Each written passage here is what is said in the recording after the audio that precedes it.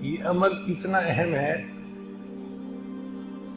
کہ بچے کو بچپن میں پیدا ہوتے ہی اس کا حکم دے دیا جاتا ہے۔ جب ایک کان میں اقامت کہتے اذان کہتے ہیں اور دوسرے میں اقامت، تو بچے کو یہ حکم دیا جاتا ہے کہ بچے تیری مختصر سی زندگی ہے، اب اس میں تو نے اپنے وقت پہ نماز پڑھنی ہے۔ یہ ایسا ہی ہے کہ بچے نے حافظ تو بننا ہوتا ہے 5-7 سال کی عمر میں، مگر چھوٹے بچے کو ماں باپ پہلے ہی بتا دیتے ہیں بیٹا ہم تمہیں حافظ بنائیں گے۔ تو اللہ تعالیٰ نے بھی بچے کو حکم دلوا دیا کہ تو نے اپنے وقت پہ جوان ہو کر نماز پڑھنی ہے، مگر تجھے ابھی بتایا جا رہا ہے۔ اب بچے کو حکم کیسے دیا گیا؟ قرآن پاک سے ثبوت ملتا ہے۔ حضرت عیسیٰ علیہ السلام نے جب کلام کیا اپنی ماں کی گود میں، تو انہوں نے فرمایا انی عبد اللہ آتانی الکتاب وجعلنی نبیا وجعلنی مبارکا اینما کنت واوصانی بالصلاۃ والزکاۃ ما دمت حیا۔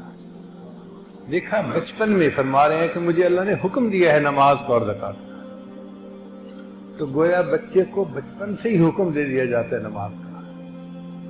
جب فرض ہوگی اپنے وقت پہ وہ پڑھے گا، بتا شروع سے ہی دیا۔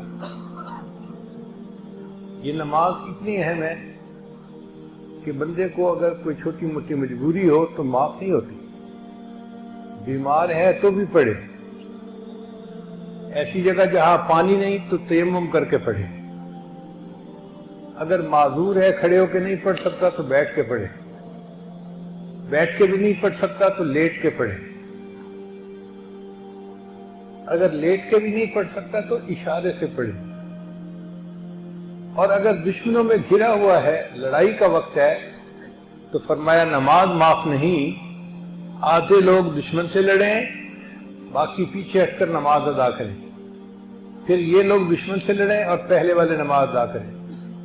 عین حالت جہاد میں بھی نماز معاف نہیں ہوتی۔ اس سے اس کی اہمیت کا اندازہ لگانا چاہیے۔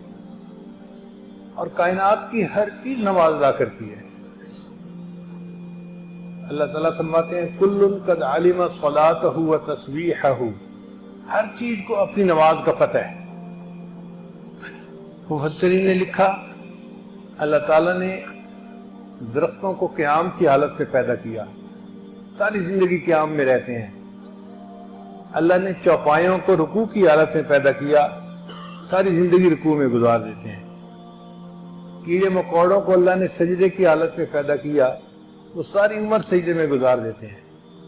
پہاڑوں کو اللہ تعالیٰ نے اتحیات کی شکل میں پیدا کیا، قادے کی شکل میں، وہ ساری زندگی اسی میں گزار دیتے ہیں۔